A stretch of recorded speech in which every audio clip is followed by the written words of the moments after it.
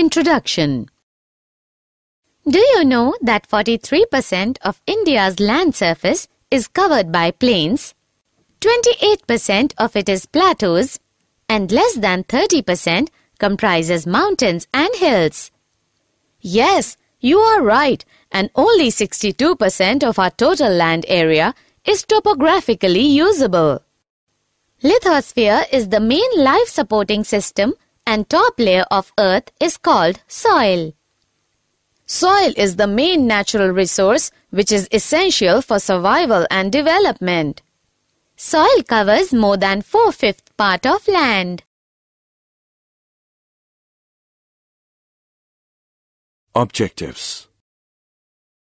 At the end of this lesson, you'll be able to find out mineral riches in the soil, understand the types of soil, find out what is soil pollution, understand the biogeochemical cycles, study the water cycle, understand the nitrogen cycle, study carbon cycle, understand the greenhouse effect, study the oxygen cycle, understand the importance of ozone layer.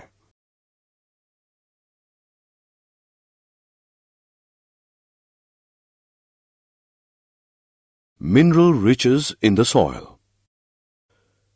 Soil is an important resource that decides the diversity of life in an area. The outermost layer of our earth is called the crust, and the minerals found in this layer supply a variety of nutrients to life forms. But these minerals will not be available to the organisms if the minerals are bound up in huge rocks. Over long periods of time, thousands and millions of years, the rocks at or near the surface of the earth are broken down by various physical, chemical, and some biological processes. The end product of this breaking down is the fine particles of soil. The factors of processes that make soil are: the sun heats up rocks during the day so that they expand. At night, these rocks cool down and contract. Since all parts of the rock do not expand and contract at the same rate, this results in the formation of cracks, and ultimately the huge rocks break up into smaller pieces. Water helps in formation of soil in two ways. Water could get into the cracks in the rocks formed due to uneven heating by the sun. If this water later freezes, it would cause the cracks to widen. Flowing water wears away even hard rock over long periods of time. Fast-flowing water often carries big and small particles of rock downstream.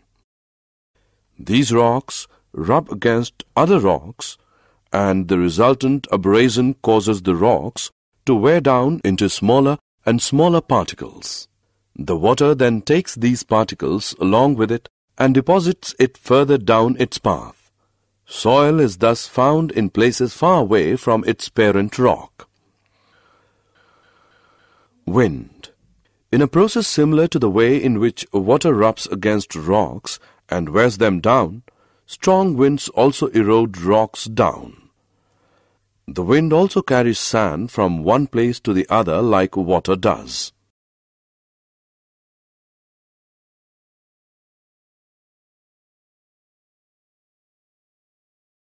Types of soil and soil pollution. Soil is a mixture.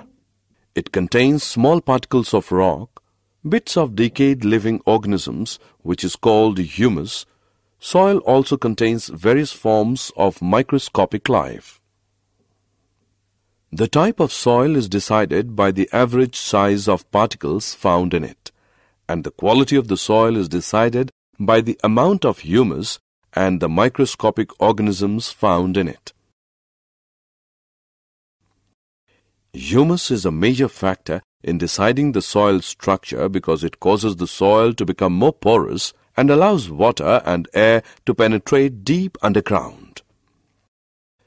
The mineral nutrients that are found in a particular soil depends on the rocks it was formed from. The nutrient content of a soil, the amount of humus present in it, and the depth of the soil are some of the factors that decide which plants will thrive on that soil. Thus, the topmost layer of the soil that contains humus and living organisms in addition to the soil particles is called the topsoil. The quality of topsoil is an important factor that decides biodiversity in that area.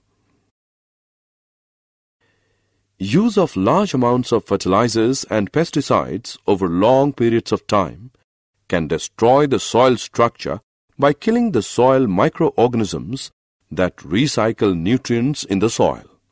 It also kills the earthworms, which are instrumental in making the rich humus. Fertile soil can quickly be turned barren if sustainable practices are not followed. Removal of useful components from the soil and addition of other substances which adversely affect the fertility of the soil and kill the diversity of organisms that live in it is called soil pollution. The fine particles of soil may be carried away by flowing water or wind. If all the soil gets washed away and the rocks underneath are exposed, we have lost a valuable resource because very little will grow on the rock. This process is known as soil erosion. The roots of plants have an important role in preventing soil erosion. Vegetative cover on the ground has a role to play in the percolation of water into the deeper layers too. Biogeochemical cycles. Biogeochemical cycles are the cyclic pathways through which chemical elements move from environment to organisms and back to the environment. Biogeochemical cycles are essential because the earth and its environment with reference to these elements are called closed system, and there is no inflow of such elements from outside the earth, and their amounts are limited. There are mainly two types of biogeochemical cycles: gaseous cycles, sedimentary cycles. The water cycle. We know the water evaporates from the water bodies, and subsequent condensation of this water vapor leads to rain. But even after this continuous condensation process, we don't see the seas and oceans dry up. So, now question comes in our mind, how is the water returning to these water bodies? The answer to above question is that the whole process in which water evaporates and falls on the land as rain and later flows back into the sea via rivers is known as the water cycle. All of the water that falls on the land does not immediately flow back into the sea. Some of it seeps into the soil and becomes part of the underground reservoir of fresh water. Some of this underground water finds its way to the surface through springs, or we bring it to the surface for our use through wells or tube wells. Water is also used by terrestrial animals and plants for various life processes. As you know, water is capable of dissolving a large number of substances.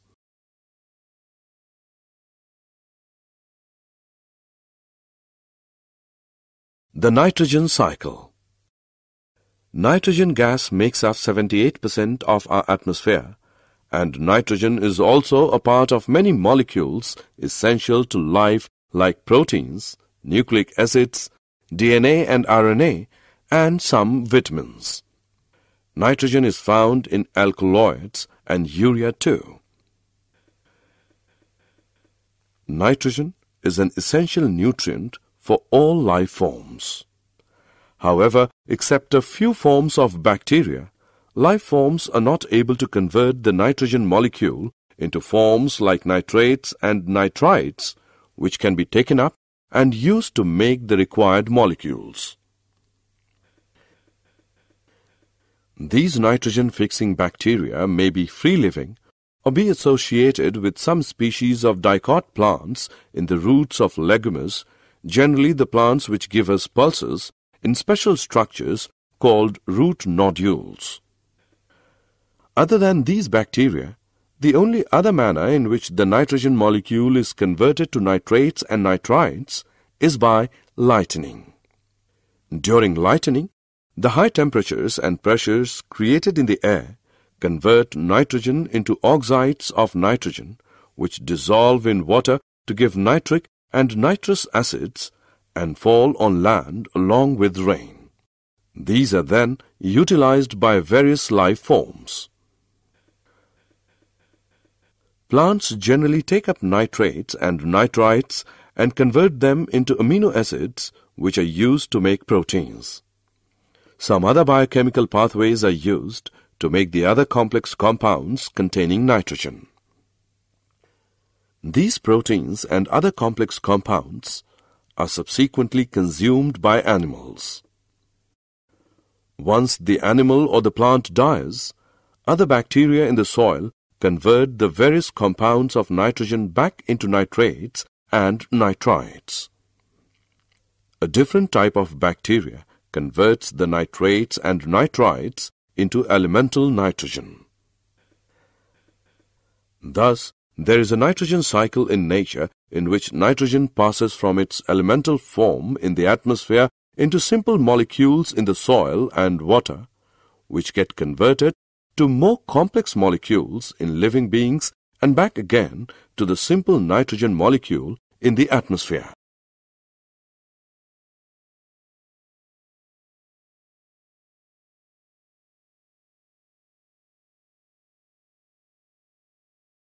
The carbon cycle. Carbon is found in the elemental form as diamonds and graphite in the combined state. It is found as carbon dioxide in the atmosphere, as carbonate and hydrogen carbonate salts in various minerals, while all life forms are based on carbon-containing molecules like proteins, carbohydrates, fats, nucleic acids, and vitamins. The endoskeletons or exoskeletons of various animals are also formed from carbonate salts. Through the basic process of photosynthesis in the presence of sunlight and chlorophyll, carbon is incorporated into life forms. This process converts carbon dioxide from the atmosphere or dissolved in water into glucose molecules. These glucose molecules are either converted into other substances or used to provide energy for the synthesis of other biologically important molecules. The utilization of glucose to provide energy to living things involves the process of respiration, in which oxygen may or may not be used to convert glucose back into carbon dioxide, which then goes back into the atmosphere. Another process that adds to the carbon dioxide in the atmosphere is the process of combustion, where fuels are burnt to provide energy for various needs like heating, cooking, transportation, and industrial processes. The percentage of carbon dioxide in the atmosphere is said to have doubled since the Industrial Revolution, when human beings started burning fossil fuels on a very large scale.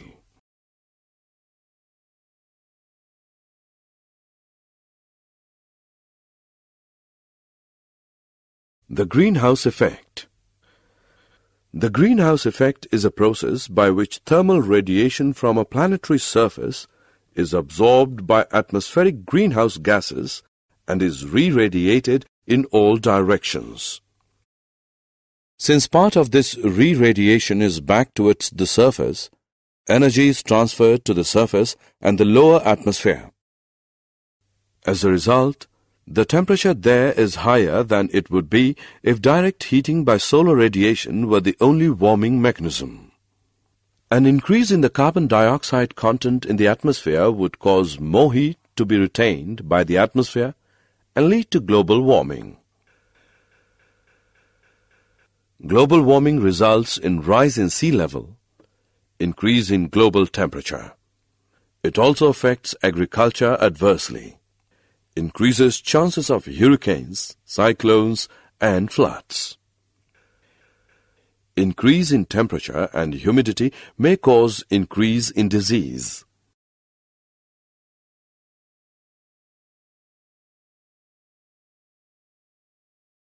The oxygen cycle. Oxygen is found in the elemental form in the atmosphere to the extent of 21%. In the air it is found also in the form of carbon dioxide. In the Earth's crust it is found as oxides of most metals and silicon, and also as carbonate, sulfate, nitrate, and other minerals. It is also an essential component of most biological molecules like carbohydrates, proteins, nucleic acids, and fats or lipids. Oxygen cycle maintains the levels of oxygen in the atmosphere. Oxygen from the atmosphere is used up in three processes, namely combustion, respiration, and in the formation of oxides of nitrogen. Oxygen is returned to the atmosphere in only one major process, that is photosynthesis.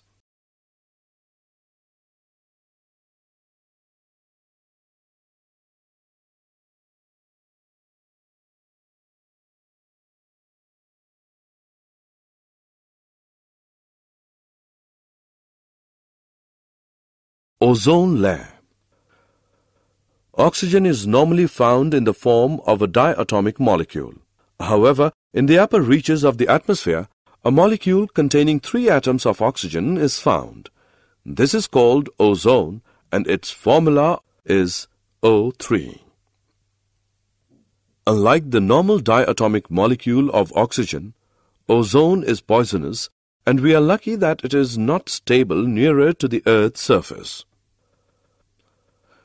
Ozone performs an essential function where it is found. It absorbs harmful radiations from the sun. This prevents those harmful radiations from reaching the surface of the Earth, where they may damage many forms of life. Recently it was discovered that this ozone layer was getting depleted. Various man-made compounds like CFCs were found to persist in the atmosphere. Once they reached the ozone layer, they would react with the ozone molecules. This resulted in a reduction of the ozone layer, and recently they have discovered a hole in the ozone layer above the Antarctica. It is difficult to imagine the consequences for life on Earth if the ozone layer dwindles further, but many people think that it would be better not to take chances. These people advocate working towards stopping all further damage to the ozone layer.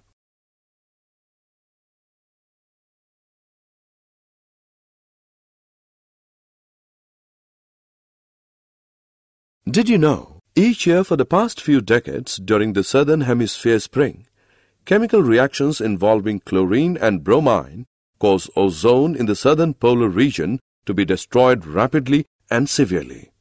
This depleted region is known as the ozone hole. The area of the ozone hole is determined from a map of total column ozone.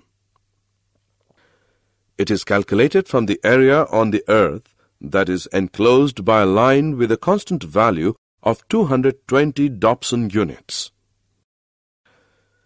The value of 220 Dobson units is chosen since total ozone values of less than 220 Dobson units were not found in the historic observations over Antarctica prior to 1979. Also, from the direct measurements over Antarctica, a column ozone level of less than 220 Dobson units is a result of the ozone loss from chlorine and bromine compounds.